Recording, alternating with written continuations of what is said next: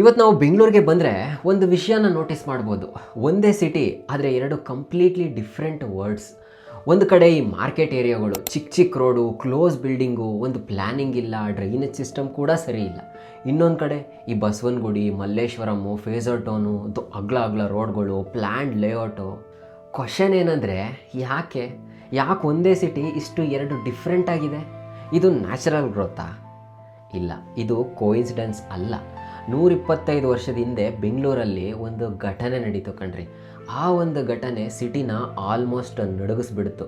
ಜನರು ಭಯ ಪಟ್ಕೊಂಡು ಊರು ಬಿಟ್ಟು ಓಡಿದ್ರು. ರಸ್ತೆಗಳೆಲ್ಲ ಖಾಲಿ ಆಗೋಗಿದ್ವು. ದಿನದಿಂದ ದಿನ ಬೆಂಗಳೂರು ಬದುಕೋಕ್ಕೆ ಕಷ್ಟ ಆಗ್ತಾಯಿತ್ತು. ಟೋಟಲಿ ಹೇಳಬೇಕು ಅಂದರೆ ಬೆಂಗಳೂರು ಸತ್ತು ಬದುಕ್ತು.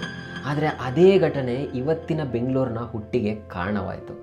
ಆದರೆ ಆ ಘಟನೆ ಏನು, ಅದನ್ನು ಅರ್ಥ ಮಾಡ್ಕೊಳ್ಳೋಕ್ಕೆ ನಾವು 1898 ಬೆಂಗಳೂರಿಗೆ ಹೋಗಬೇಕು. ಕತೆ ಕಾರ್ನರ್ಗೆ ಸ್ವಾಗತ. Out of the embers of the old world, a city was born again. 1898, 125 ವರ್ಷದ ಹಿಂದೆ ಇರೋ ಬೆಂಗಳೂರು ಇವತ್ತಿನ ಬೆಂಗಳೂರು ಥರ ಇರಲಿಲ್ಲ. IT ಕಂಪನೀಸ್ ಇರಲಿಲ್ಲ, ಮೆಟ್ರೋ ಇರಲಿಲ್ಲ, ಟ್ರಾಫಿಕ್ ಜಾಮ್ ಕೂಡ ಇರಲಿಲ್ಲ. ಆದರೆ ಆ ದಿನ ಬೆಂಗಳೂರಿಗೆ ಬೇರೆ ಒಂದು ಐಡೆಂಟಿಟಿನೇ ಇತ್ತು. ದಕ್ಷಿಣ ಭಾರತದ ಪ್ರಮುಖ ವ್ಯಾಪಾರ ಕೇಂದ್ರಗಳಲ್ಲಿ ಒಂದು. ಪ್ರತಿದಿನ ನೂರಾರು ವ್ಯಾಪಾರಿಗಳು, ಕೂಲಿ ಕಾರ್ಮಿಕರು ಮತ್ತು ಪ್ರಯಾಣಿಕರಿದ್ದ ಸಿಟಿ ಜೀವಂತವಾಗಿರ್ತಿತ್ತು. ಆದರೆ ಈ ಬೆಂಗಳೂರು ಒಂದಲ್ಲ, ಎರಡು ಬೆಂಗಳೂರು ಆಗಿತ್ತು. ಒಂದು ಮಾರ್ಕೆಟ್ ಏರಿಯಾಗಳು, ಅಂದರೆ ಈ ಪೇಟೆ ಏರಿಯಾಗಳಿದಾವಲ್ಲ, ಈ ಚಿಕ್ಕಪೇಟೆ, ಕಾಟನ್ ಪೇಟೆ, ಬಳೆಪೇಟೆ, ತಿಗ್ಲೂರುಪೇಟೆ, ಇವೆಲ್ಲ ಬೆಂಗಳೂರಿನ ಹೃದಯ ಆಗಿದ್ವು. ಇಲ್ಲಿ ವ್ಯಾಪಾರ ಎಂದಿಗೂ ನಿಲ್ತಿರಲಿಲ್ಲ. ಬೀದಿಗಳು ಯಾವಾಗಲೂ ಜನರಿಂದ ತುಂಬಿರ್ತಿದ್ವು. ಮನೆಗಳು ಒಂದಕ್ಕೊಂದನ್ನು ಅಂಟ್ಕೊಂಡಂಗಿದ್ವು. ಇನ್ನೊಂದು ಕಡೆ ಬ್ರಿಟಿಷ್ ಕಂಟೈನ್ಮೆಂಟ್ಗಳು, ಅಗ್ಲ ರೋಡ್ಗಳು, ದೊಡ್ಡ ದೊಡ್ಡ ಬಂಗ್ಲೆಗಳು, ಮಿಲಿಟ್ರಿ ಕ್ಯಾಂಪ್ಸ್ಗಳು, ಬ್ರಿಟಿಷ್ ಆಫೀಸರ್ಸ್ಗಳು. ಒಂದೇ ಸಿಟಿ ಆದರೆ ಎರಡು ಬೇರೆ ಬೇರೆ ಜಗತ್ತು. ಯಾರಿಗೂ ಆಗ ಗೊತ್ತಿರಲಿಲ್ಲ ಈ ಎರಡು ಜಗತ್ತುಗಳ ಮಧ್ಯೆ ಇರೋ ವ್ಯತ್ಯಾಸ ಸ್ವಲ್ಪ ದಿನಗಳಲ್ಲೇ ಬೆಂಗಳೂರಿನ ಅದೃಷ್ಟವನ್ನೇ ನಿರ್ಧರಿಸುತ್ತೆ ಅಂತ.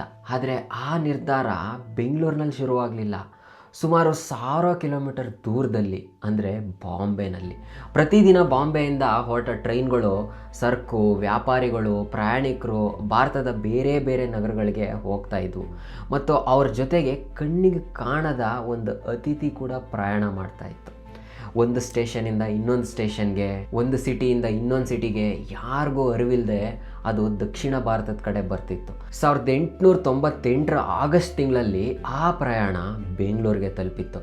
ಆದರೆ ಆ ದಿನ ಬೆಂಗಳೂರು ಜನರಿಗೆ ಅದಿನ್ನೂ ಗೊತ್ತಿರಲಿಲ್ಲ. ಸ್ಟಾರ್ಟಿಂಗ್ ಕೆಲವು ದಿನ ಎಲ್ಲ ಎಂದಿನಂತೆ ನಾರ್ಮಲ್ ಆಗೇ ಇತ್ತು. ಪೇಟೆ ಮಾರ್ಕೆಟ್ ತುಂಬ ಬ್ಯುಸಿ, ವ್ಯಾಪಾರ ಎಂದಿನಂತೆ ನಡೀತಿತ್ತು.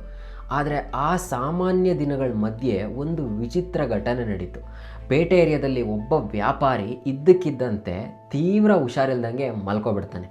ಯಾರೂ ಅವಾಗ ಅದನ್ನು ಸೀರಿಯಸ್ ಆಗಿ ತಗೊಳ್ಳಿಲ್ಲ. ಯಾವುದೋ ಒಂದು ಸಾಮಾನ್ಯ ಜ್ವರ ಇರ್ಬೋದು ಅಂತ ಸುಮ್ಮನಾದರು. ಆದರೆ ಕೆಲವು ದಿನಗಳಲ್ಲಿ ಅದೇ ಲಕ್ಷಣಗಳು ಇನ್ನೊಬ್ಬರಲ್ಲಿ ಕಾಣಿಸ್ಕೊಳ್ಳುತ್ತೆ, ಮತ್ತೆ ಇನ್ನೊಬ್ಬರಲ್ಲಿ. ಆಗ ಇದು ಕೋಇನ್ಸಿಡೆನ್ಸ್ ಅನ್ನಿಸ್ಲಿಲ್ಲ. ಪೇಟೆನ ಕೆಲವು ಬೀದಿಗಳಲ್ಲಿ ಭಯ ಆಡೋಕ್ಕೆ ಶುರುವಾಯಿತು. ಜನರು ಒಬ್ರಿಗೊಬ್ರು ಒಂದೇ ಪ್ರಶ್ನೆ ಕೇಳೋಕ್ಕೆ ಶುರು ಮಾಡಿದ್ರು, ಇದ್ಯಾವ ಜ್ವರ ಗುರು, ಇದ್ಯಾವ ಕಾಯಿಲೆ ಅಂತ. ಆ ಪ್ರಶ್ನೆಗೆ ಬೆಂಗಳೂರು ಹತ್ರ ಉತ್ತರ ಇರಲಿಲ್ಲ. ಆದರೆ ಬ್ರಿಟಿಷ್ ಡಾಕ್ಟ್ರಿಗೆ ಒಂದು ಅನುಮಾನ ಶುರುವಾಗಿತ್ತು. ಬ್ರಿಟಿಷ್ ಡಾಕ್ಟರ್ಸ್ ತಕ್ಷಣ ತನಿಖೆ ಶುರು ಮಾಡಿದ್ರು. ರೋಗಿಗಳ ಲಕ್ಷಣಗಳನ್ನ ಪರಿಶೀಲಿಸಿದ್ರು. ಪ್ರತಿ ಹೊಸ ಕೇಸ್ನ ನೋಟ್ ಮಾಡಿದ್ರು. 1-2 ದಿನಗಳ ನಂತರ ಅವ್ರ ಮುಂದೆ ಒಂದು ಭಯಾನಕ ಸತ್ಯ ಬಂದು ನಿಂತ್ಕೋತು. ಈ ಲಕ್ಷಣಗಳು ಅವರಿಗೆ ಹೊಸದಲ್ಲ.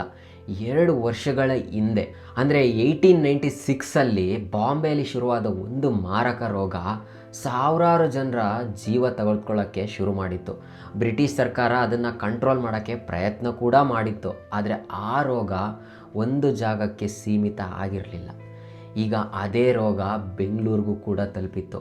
ಆ ಸುದ್ದಿ ಹೊರಬಿದ್ದ ತಕ್ಷಣ ಸಿಟಿಯಲ್ಲಿ ಪ್ಯಾನಿಕ್ ಶುರುವಾಯಿತು.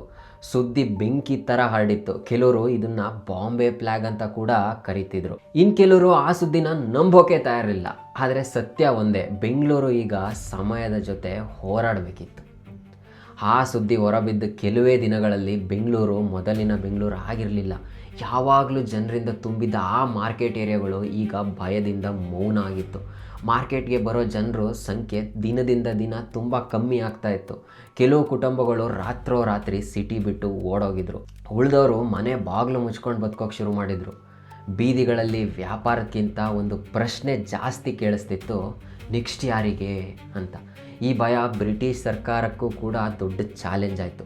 ತಕ್ಷಣ ಮೆಡಿಕಲ್ ಇನ್ಸ್ಪೆಕ್ಷನ್ ಟೀಮ್ಸ್ನ ಕಳಿಸಿದ್ರು.